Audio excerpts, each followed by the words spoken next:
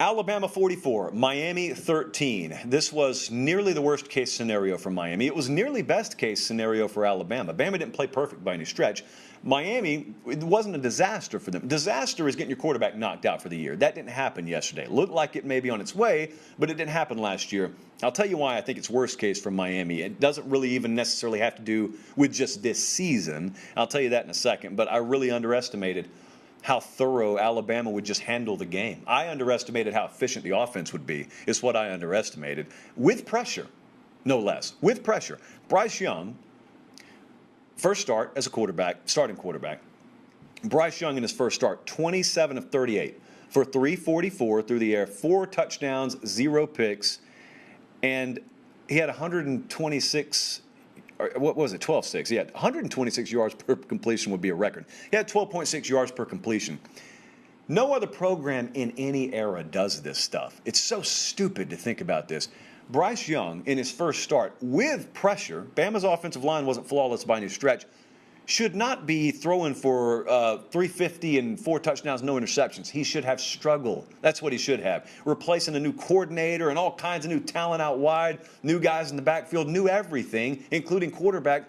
You should falter. You should stumble. And Alabama does none of it. They're just a machine. But it's not a machine. These are real people. They're the same age as the players on your favorite team. They have to play according to the same guidelines that you have to play with, and they're that much better. It's incredible to watch. It's disheartening to watch if you're not a Bama fan, but it's incredible to watch. But early second quarter, I'll give you an example. If you did not watch this game, I watched this one on the flight home today. Go back to the second quarter. It's early second quarter, and I want you to keep in mind as you're watching this, all these players are new. Hardly any of them have started a full season for Alabama. And it's inside the 10-yard line, and Manny Diaz dials up an all-out, just a jailbreak blitz. And Bryce Young's got guys in his face. He's already been knocked on the ground a couple of times. And I don't think his heart rate gets above 80. Just tosses it right to his read. Tight end, Cam Latu, in the end zone. Touchdown Alabama. Game essentially over at that point. It's just insane to watch, because if you watched a veteran quarterback, a fifth-year starter do that, you'd say, man, it's a good thing he's played that long. That's a tough play he just made. He's a first-year starter. Bryce Young's a first-year starter. Why is this near worst case for Miami? Why am I saying things like that? Well, it's not necessarily about this year. This game was about recruiting. If I were to teleport you from the early 90s or the late 80s, what I'm about to say sounds insane, but the state of college football in 2021 is that the University of Miami's biggest recruiting challenge in South Florida is Alabama. And it was time for Miami to show South Florida kids that you don't have to go to a program in Tuscaloosa, Alabama to play at the highest level. We can do it here. They didn't need to beat Bama. They needed to be competitive, and they weren't. They got tossed right into the wood chipper. They got splattered just like so many teams have before against Alabama. Well, the problem is not the rest of the season. Have you watched the other ACC games this weekend? Miami may very well still go and play for an ACC title. That team still has a lot in front of it. They're only favored by 7.5 against App State this week. So the critical key is don't let Alabama beat you twice. But they still got a lot in front of them. But the long term, the going in the living room for a kid from Miami-Dade or Broward County over at American Heritage High School, how do you go in there and tell kids that when they can just say, okay, coach, but I watched week 1? You don't have an answer for that.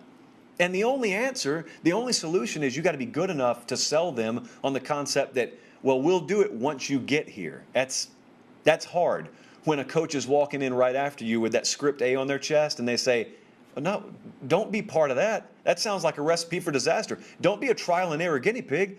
Just come here. We already got it all set up. You're good to go. Oh, look, here's this guy, this guy, this guy, and this guy from your backyard, in some cases from your high school, who are multimillionaires because they made that choice. That is why it's worst case scenario for Miami. Alabama's clearly the standard in the country right now. We had them ranked number 1, so it's not like it's a big shock, but this is far and away at this point the best team in the country, but like we said, not a flawless team. And so there are still obstacles ahead. I know it doesn't feel like it because you look at the final score yesterday. This was not a razor-sharp, efficient game for Alabama.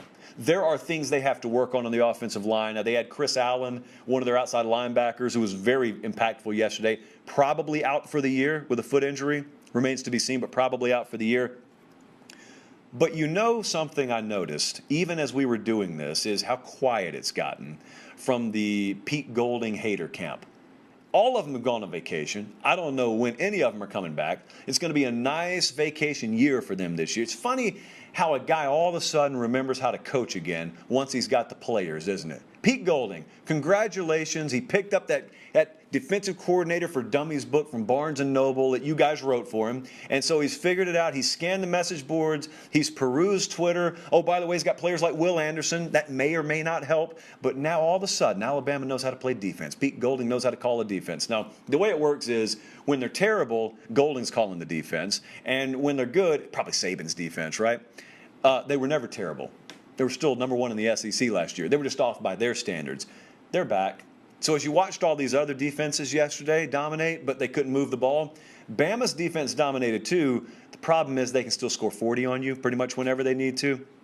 But, Alabama had 3.9 yards per carry yesterday. So that ground game did not just pound away, pound away, pound away. We've seen this start from them before. We've seen them go on to have one of the best rushing attacks in the country, but kind of stumble out of the gate. There are a few truths in an uncertain world. I can tell you one of them is those yards per carry for Alabama will seldom be below 4 again this season. I don't care who they play. So I just look at Miami this week because Bama is who they are. I look at Miami this week. It is so critical they put this behind them. Again, if you miss the opening lines, we're going to do Ramen Noodle Express picks later on. If you miss the opening line this week, Miami plays App State at home. Miami is a 7.5-point favorite to open.